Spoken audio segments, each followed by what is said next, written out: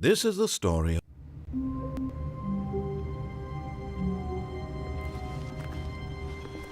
All of his co-workers were gone. What could it mean?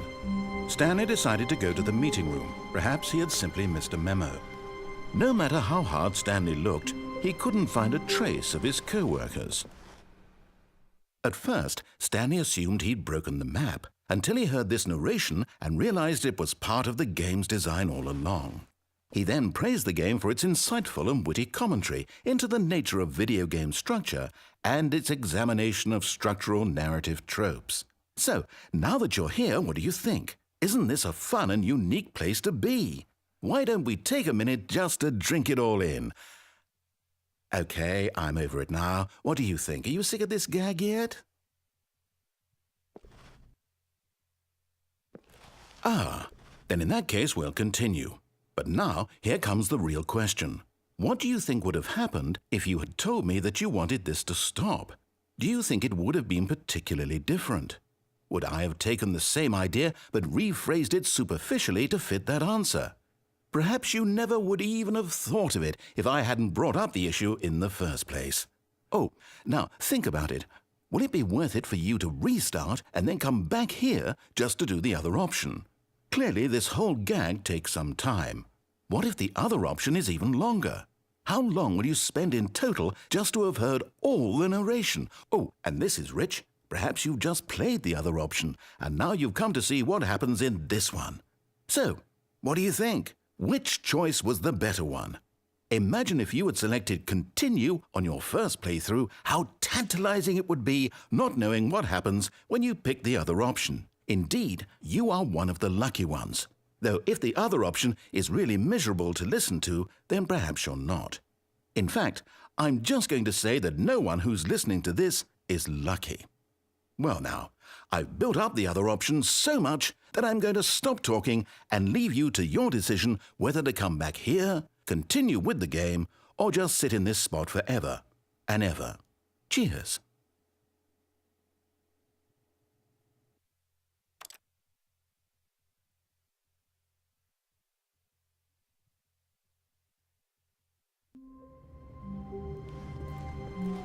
Stanley decided to go to the meeting room to check on his co-workers. He never functioned well by himself and constantly needed support and guidance from others, so the thought of total solitude was terrifying to him.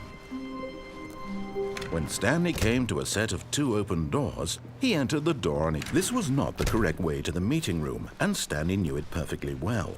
Perhaps he wanted to stop by the employee lounge first, just to admire it. Ah, yes, truly a room worth admiring. It had really been worth the detour after all, just to spend a few moments here in this immaculate, beautifully constructed room. Stanley simply stood here, drinking it all in. But eager to get back to business, Stanley took the first open door on his left.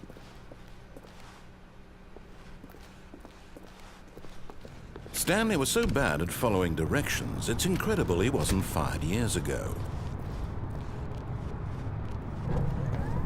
Look, Stanley, I think perhaps we've gotten off on the wrong foot here. I'm not your enemy, really, I'm not.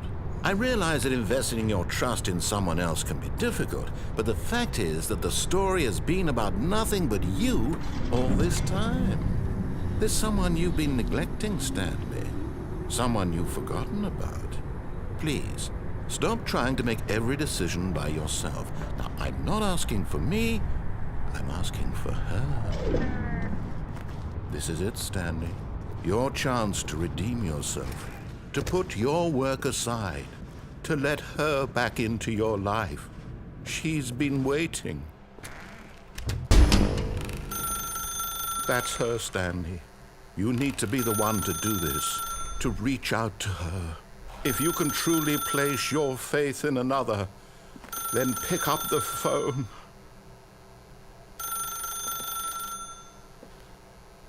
As Stanley picked up the phone, a white light engulfed him, filling him not just with radiance, but with hope. Hope for a life reunited one... Wait. Oh, goodness. Stanley, did you just unplug the phone? No, that wasn't supposed to be a choice. How did you do that? You actually chose incorrectly? I didn't even know that was possible. Let me double check. No, it's definitely here, clear as day. Stanley picks up the phone. He's taken to his apartment where he finds his wife, and the two pledge themselves to one another. Music comes in, fade to white, roll credits. Not picking up the phone is actually somehow an incorrect course of action. How is that even possible? None of these decisions were supposed to mean anything. I don't understand. How on earth are you making meaningful choices? What did you... Wait a second. Did I just see... No, that's not possible. I can't believe it. How had I not noticed it sooner? You're not Stanley. You're a real person. I can't believe I was so mistaken. This is why you've been able to make correct and incorrect choices. And to think I've been letting you run around in this game for so long. If you'd made any more wrong choices, you might have negated it entirely. It's as though you completely ignored even the most basic safety protocol for real-world decision-making. Or did you not grasp the severity of the situation? Well, I won't have that kind of risk on my watch. I'm going to stop the game for a moment so we can educate you properly on safe decision-making in the real world. Please observe this helpful instructional video. Choice. It's the best part of being a real person. But if used incorrectly, can also be the most dangerous. For example, in this scenario, a hypothetical real person named Stephen has a choice. He could spend years helping improve the quality of life for citizens of impoverished third world nations. Or he could systematically set fire to every orphan living in a 30-kilometer radius of his house. Which choice would you make? Remember that unlike here, the real world makes sense, and at no time should you make a choice that does not conform to rational logic. If you find yourself speaking with a person who does not make sense, in all likelihood, that person is not real. Allow the person to finish their thought, then provide an excuse why you cannot continue talking. Turn to a partner and practice saying, "My goodness, is it 4:30? I'm supposed to be having a back, sack, and crack."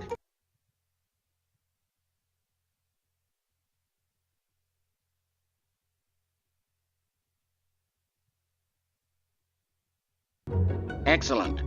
Making choices on a regular basis is the best part to a healthy decision-making process.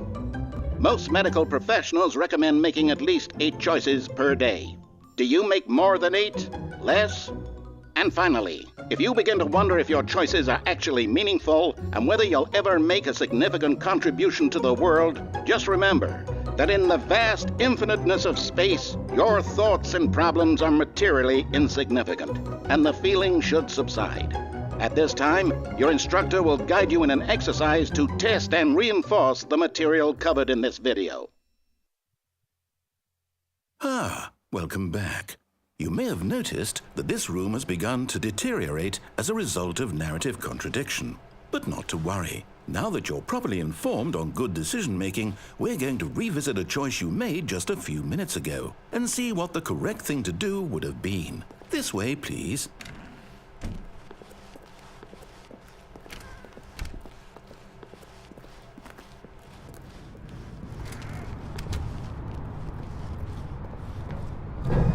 Now that we know your choices are meaningful, we can't have you jumping off the platform and dying. Imagine the main character dying senselessly halfway through the story. That story would make no sense at all.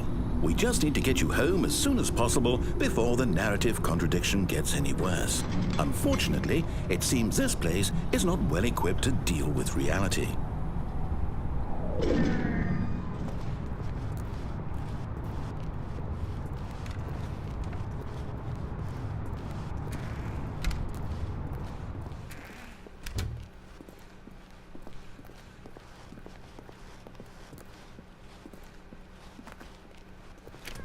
Almost there. You'll take the door on the left, back to the correct ending, the story will have resolution once again, and you'll be home free in the real world.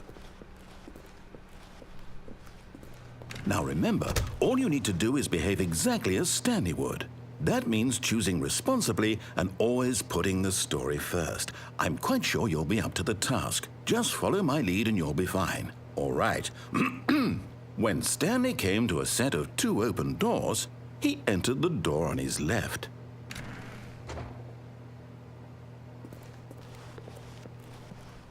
No! Why did you do that? Quickly, hurry back in the other direction. Perhaps we're not too late.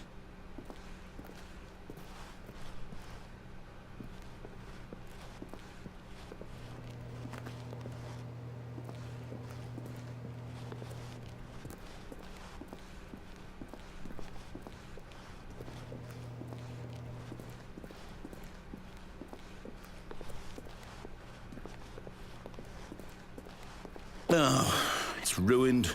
I can't believe, after everything we talked about, that my story, you've destroyed my work. Why? For what? What did you get out of that? What did you think was so special about seeing the game undone, left here like so much garbage? It's worthless now. And what am I supposed to do? Even if there were a way to continue, would it be worth it? To know that my story is now incorrect? How can I go back to that? I can't erase that knowledge. I'll have to live with it forever, reliving its impossibility forever. I couldn't live that way. Is it better to shut the game down entirely? To willingly destroy all of my work? I don't know. What's the answer? What do I do? What do I do? What do I... No, I have to. I have to shut the game down. I have to.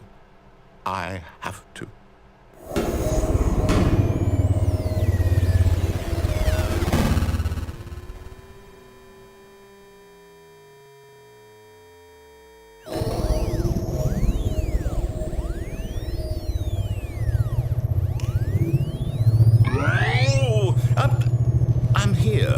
I'm still here in this pile of rubbish, with you who thought you were so clever. Now look where we are. My entire game is destroyed. It was the only thing in the world that was mine, and you've run it into the ground. What, did you think that would be funny? You just had to see? Didn't I impress upon you how important it was to be like Stanley? He actually knows how to do what I tell him to. He understands that if I say to do something, there's a damn good reason for it. That thought hadn't even occurred to you, had it? That there's a world outside of you? You're a child. Oh, my story. If you'd just gone through the door on the left, you would have seen it. There was a whole underground facility. You would have destroyed it and been victorious. It would have been so perfect. I worked so hard on it. I tried so hard. Behave exactly as Stanley would. That means choosing responsibly and always putting the story first. I'm quite sure you'll be up to the task. Just follow my lead and you'll be fine. All right. When Stanley came to a set of 2 open doors, he entered the door on his left.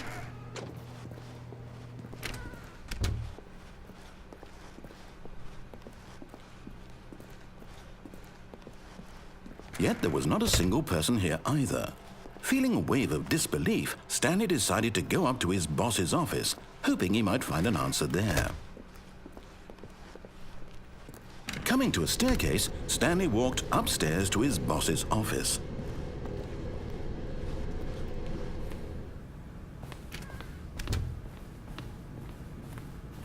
Stepping inside his manager's office, Stanley was once again stunned to discover not an indication of any human life. Shocked, unraveled, Stanley wondered in disbelief who orchestrated this, until he saw the door with a voice receiver next to it. Surely behind this door lay all the answers to his questions. And beyond all probability, he knew the passcode. He had seen it on his boss's computer just last week. Nightshark 115. Was this the code to open the door? Would it still work? There was only one way to find out. Stanley had been trained never to speak up, but now he would draw from within himself the courage to face the unknown. He drew a sharp breath and then spoke the code.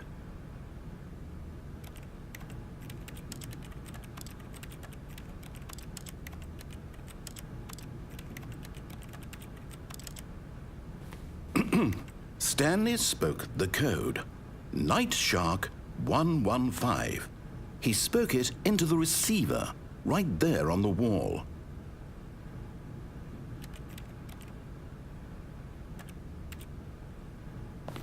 I'm sorry, is there a problem? You didn't mishear me, did you? Please speak the code into the receiver. Otherwise, we can't get on with the story. This is a crucial step.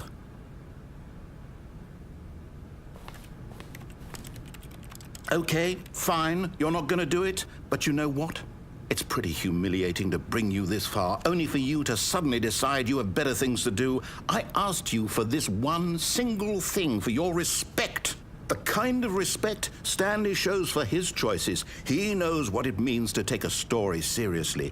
If you didn't want to see what I had to show you, then why did you come here? You had a choice, you know. You could have gone through the door on the right. You could have done whatever the hell you wanted over there. Why did you come this way? Speak. Say something to me. Explain yourself, you coward. When Stanley came to a set of 2 open doors, he entered the door on his left. Stanley? Hello? Are you... Is everything okay? Stanley, please. I need you to make a choice. I need you to walk through the door. Are you listening to me? Can you hear me? Is everything all right? Stanley, this is important. The story needs you. It needs you to make a decision. It cannot exist without you. Do you understand me? Whatever choice you make is just fine. They're both correct. You cannot be wrong here. We can work together. I'll accept whatever you do. I simply need you to take that step forward, please. Choose. Do something. Anything. This is more important than you can ever know. I need this. The story needs it. So, you hear me? Are you there? Are you listening to this? Stanley, are you there? Okay. It's okay, I can wait. You need time to decide. Time to make sure your choice is correct. That is the best choice. That's all right. I'll wait for you to decide what's the right thing to do. Take as much time as you need.